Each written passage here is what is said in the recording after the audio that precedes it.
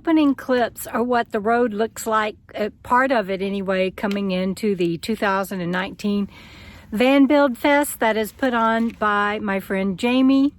And I took that clip of Jamie riding his bike through camp because I first camped with Jamie and his wife at the time, Kendall, and we're still good friends too. She lives in Florida. And hi, Kendall, if you're seeing this.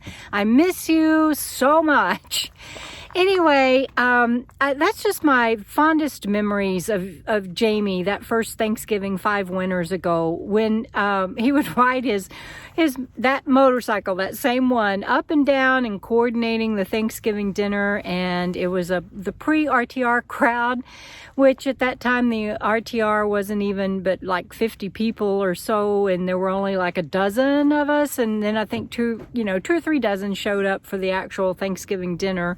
But it was the pre-RTR and a much smaller crowd at that time. And so I took that picture of Jamie riding his motorcycle, and I actually treasure that. So I shared it with you. As you can see, I'm not in the main camp anymore. The van build starts tomorrow, Friday, and if I can get this uploaded, I might not be able to even get it uploaded today, so you may be seeing this on Friday. But the van build officially starts on Friday, but I've been there and had intended to help set up and do all of that.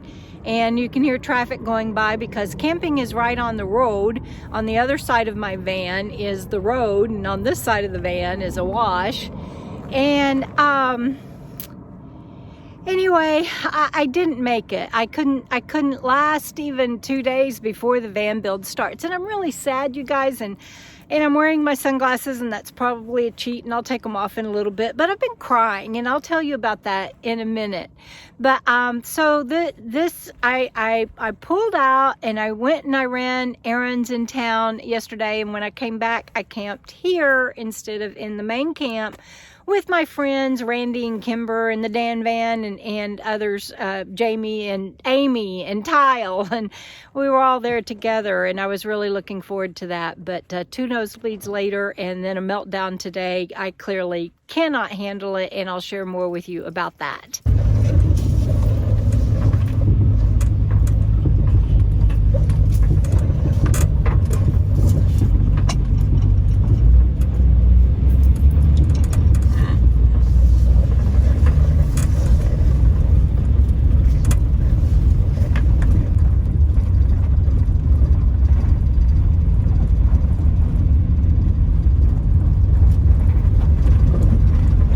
Before I get into my meltdown, I'll share with you some fun things. So I went and got my hair colored, and today was a meltdown day and a long day, and I'll tell you about it. But I went and got my hair colored, and it was too hot to leave Bandit in the van. And so I asked if I could bring him in the carrier, and Holly, the wonderful owner of Hollywood's in the Salon in Parker, Arizona. If you need a hairstylist while you are in Parker, please go see Holly, and I'll put that information in the video description. She is awesome, and she insisted that I not put him in a carrier, and so he just had the time of his life. But he had never clearly heard a blow dryer before because I don't use one, and she fired that thing up, and then he shook all over. It was hilarious.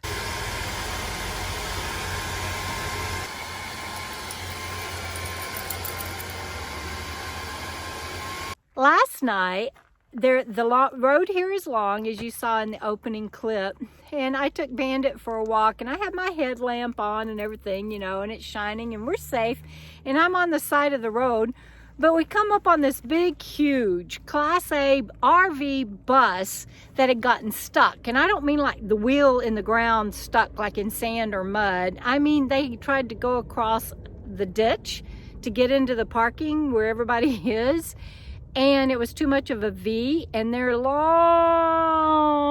bus got hijacked and buried. The back end was hitting the bank, and anyway, there was about a dozen guys out there with headlights and everything and trying to help this poor woman get unstuck so she could go forward or backwards. And we're walking by, and so I'm just clipping. I didn't stop or anything. I was walking by. All of a sudden I hear them say, okay, when we tell you, gun it and go across the road. Well, that's where Bandit and I were. So when you see this clip, you're going to hear them say all that, and then you're going to see me take off running, because talking about just being in the wrong place at the wrong time. And this lady did get unstuck. But I'm here to tell you, folks, the reason that there is a reason that those huge Class A's and buses are so cheap. It's because they don't go to places like this.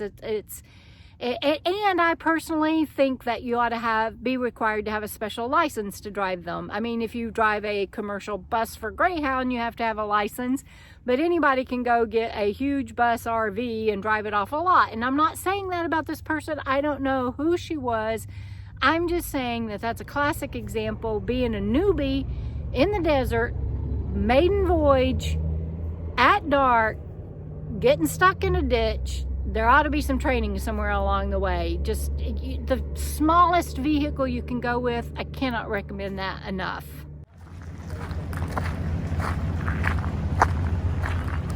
Go ahead and go. Debra.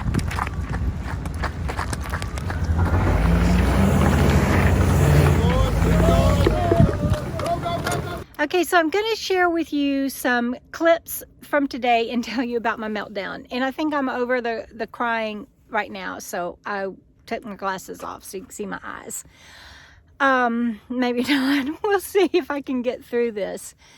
So, you guys, it's no fun having all my friends out here and wanting to be with everyone and not being able to. Okay, I get that. I can't. And I've been...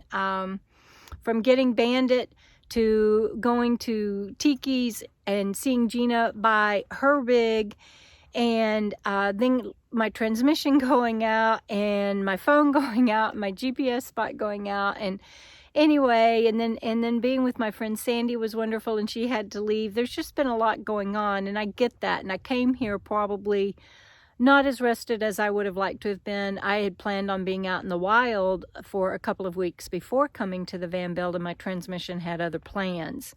So I came here not as rested as I would have liked to have been, and was precarious anyway. So I get that. Y'all don't have to tell me I've been going too hard.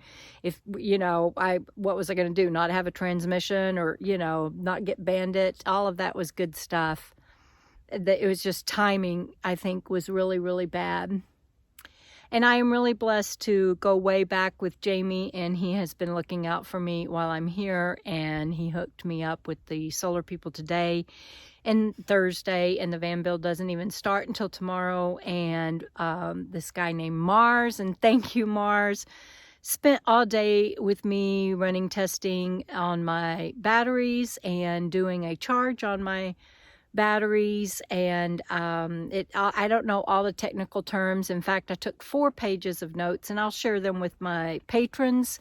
And if you want to be a patron for as little as $1 a month and see the behind the scenes stuff like that, go to patreon.com at my page, Debra Dickinson, and sign up for $1 a month, and you get all that behind the scenes stuff. So I'll be sharing those 4 pages of my notes on there, just so that everybody knows. But I can't even do that.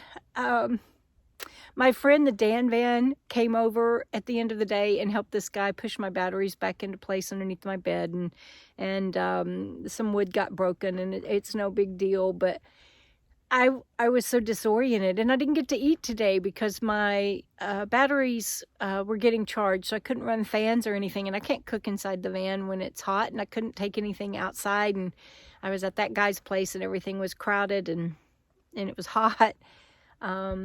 Anyway, Dan came over, and I just remember the Mars had said something about going to the solar station, and I knew they weren't open yet. And Jamie hadn't gotten back to me about how to coordinate that. And I remember being disoriented, and I had to ask Dan, where do I go? I didn't know where to go. And he told me, sweetheart, you need to go back to your campsite. And so I came here, and I rested, and got myself something to eat. And that helped immensely, of course. And I'm sorry I'm having a meltdown, but you guys, I'm trying to do something new with this channel, and that is to just be honest about what it's like out here for me.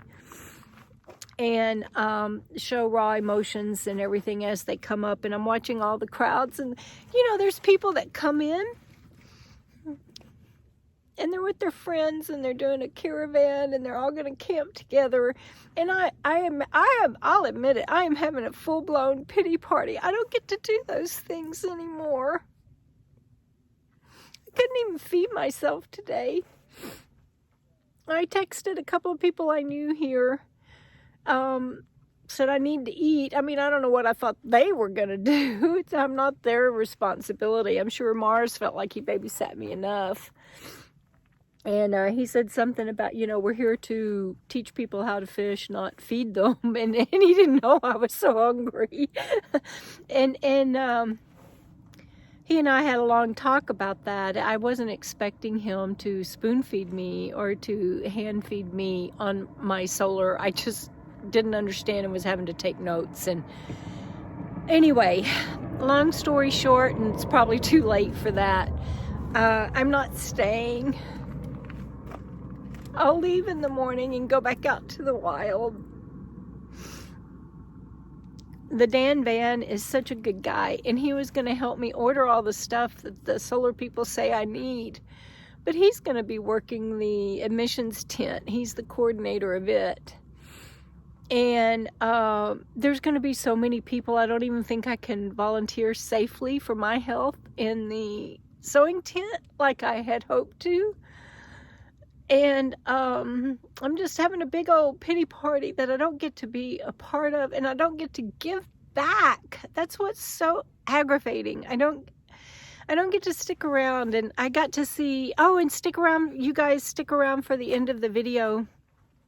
I got to and see who I have been with, and some fun that we've had yesterday before I went into town, and then even when I got back, I had a surprise visitor, and that was a lot of fun.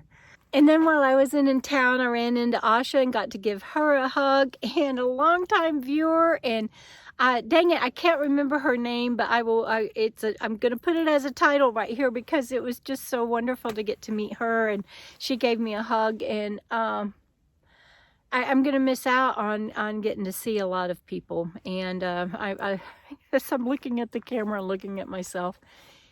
It just is how it is, and there's going to be a lot of people here, and people don't need to keep... I don't need to keep bothering people. So I'm moving on, and I'll be out in the wild. It'll be me and Bandit, and I will get to feeling better, and I will get to see people at my meetup. In fact, let's go into something positive. Stay tuned for some fun things at the end of this video and see who came by and surprised me yesterday. Sorry when I met Aja and her friends and my viewer, I didn't get a picture. I just forgot. I was so excited to see her. And we hadn't seen each other since last March, I guess. So anyway, it's that time of year where we all come together here. I forgot what I was saying. Squirrel. Oh, I remember.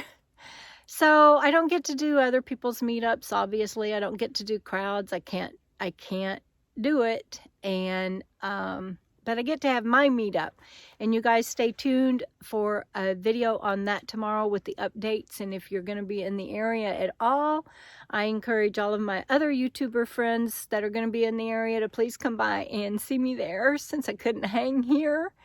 And I'll find other ways to give back to this wonderful community. And I think that's it. Bandit is eating, and he's exhausted too. It's been in the 90s here, and that hasn't helped either. And so he's laying over there chewing on a bone, and I'm not going to make him come be on camera with me right now.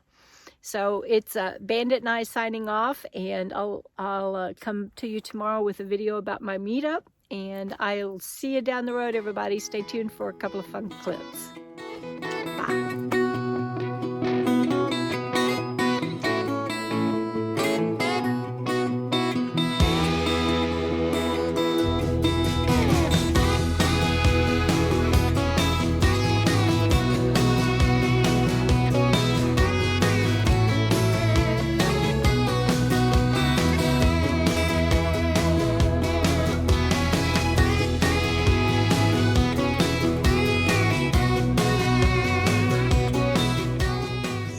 So this is Randy and his other brother Randy and his other brother Randy, or something like that. Maybe it's the Dan Van and Dwayne and the Mobile Traveler. That's what they tell me. You can just call me Randy. Yeah. Randy and Who's his the real Randy A and Randy B. Mars, I appreciate everything you're doing. Oh, you're welcome. This is what I'm here to do.